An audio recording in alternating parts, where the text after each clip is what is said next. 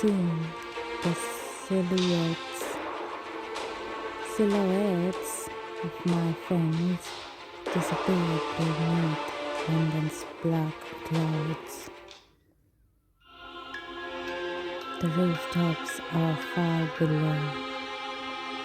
Even the steams from the pipes is below us. I hold on, blessings for dear life, and cautiously talk to him. Hey, Blessing. I don't know how to say this. He's silent. Can you hear me? The house glares back at me and I shiver. His yellow gaze is far too unkind. The same thought pops into my mind again. I have lost it. He could throw me down at any time, any moment. I got the feeling that the sting can read my mind. Please, let this all be over soon. I went down, lost in the clouds, beneath the light of the cloud moon. Amidst an endless sky, it feels the same as a cramped cell. I'm this creature's captive, and there's nothing I can do. My body shifts, stiffens with cold, unable to even move my lips. Slowly, panic creeps over me. Looks like there's something on his mind. Those cats. Another glance at me and dives. A surge of wind almost tears the rings from my hands. I press against his back with all my body, shut my eyes tight, and keep them this way until the end. It's only when my feet touch the ground that I regain control of my motion. I'm alive, holy happy. But first, question. My question is answered by a clatter of hoops, followed by several strange sound, and the man is standing before me again.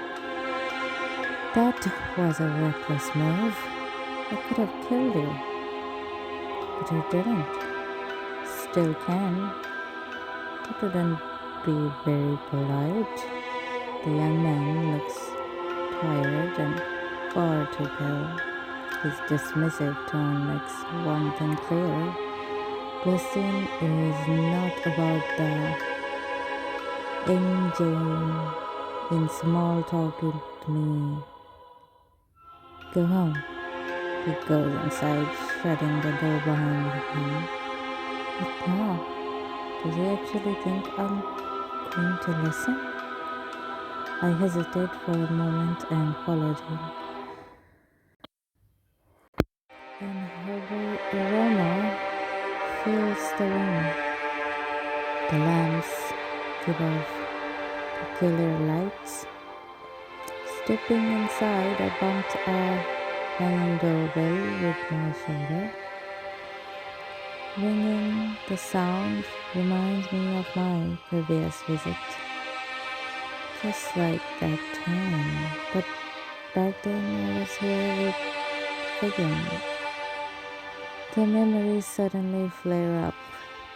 With my mind, I've tried to hide them so diligently. Uncle Fagan, biased, Behelas, the blood, there's lump in my throat. It's all happened on this very spot. My legs are suddenly unsteady, freezing the whole way.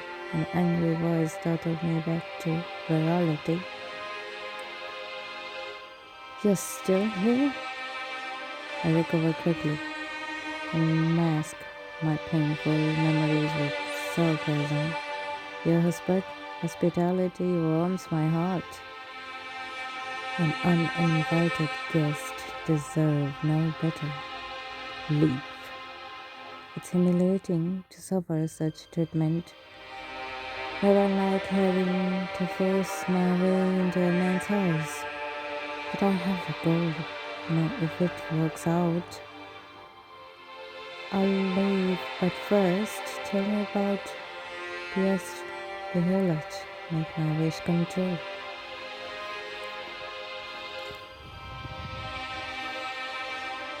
And I'll leave you alone. Not one for charity.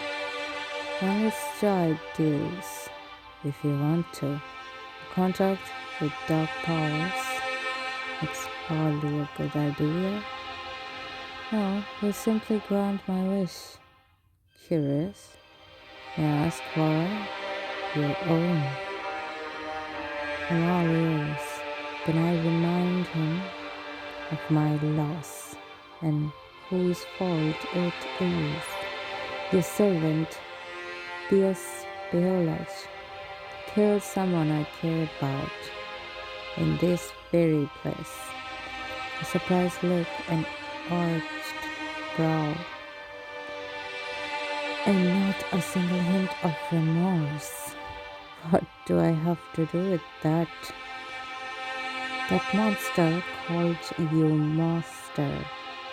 So the blood is on your hand as well. There's a long pause, and then he turns away. Well, I'll think about it when I have time. Now leave me. I notice the slightest stumble in his jigs. Glustin is holding his side with one hand. There's a hint of pain in his eyes. What's that? Blood? Is he wanted? Red spot seep through the cloth beneath his fingers. Is that the same mark Sherlock left? Or does Glustin have other enemies? There are more and more questions, but the owner of the dwelling is not going to answer them. Leave. You don't belong here. What's this? An order or a plea? I've noticed this weakness, and I don't want to back down. I could pressure him now while he is weak. I raise my chin proudly and step closer to him. Now there's no doubt Glustin is unwell. His face is too pale, his hands are trembling. Sorry, but I decided tonight. His eyes flash with yellow flame. Glustin blushed steadily. Didn't want to do this, but I have to. He puts his hands out and says, Queste evadida Vetayu yin tot Yanawa Yakla Fandat. Sparks appear at his fingertips. Gadawa Yatarad Faya Edoechi. What does he have in mind? Magic tickles my skin, and my heart is filled with anxiety, excitement. Even though I realize how dangerous the situation is, I feel a thrill in this state. I'm ready to bluff with everything I have. Good luck. Hey, you won't do anything to me. Good Feo. I'm not afraid of your power.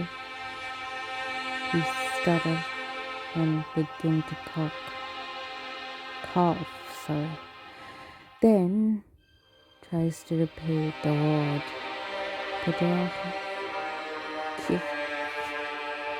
His attempt ends in a coughing fit. Powerless, he leans against the wall. Several drops of blood appear on his shirt. Not the best time for sorcery. Could help you or kill you. Do you want? I've told you already. He's under curing, his strength is waning. Alright, right here. Containing a glimpse of pain and doubling over.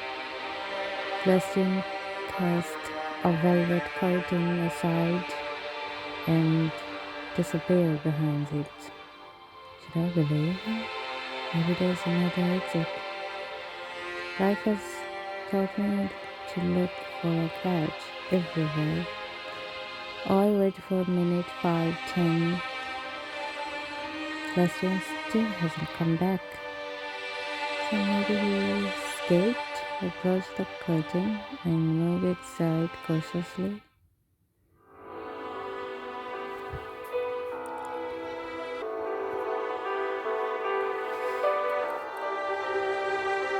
Turn away, flustered. He really is wounded. Decency makes me step back. I should respect his personal space. But another feeling is pushing me to look again. What if it's fairy magic? He drives some ladies mad, and I won't notice that I am falling under his spell. I catch myself, but I'm not thinking. Just a young man with a scratch on his side. I probably could help him. Now in his goodwill, I consider my option and I'm still unsure of what to do. Finally, when I can't stand waiting any longer, I make up my mind.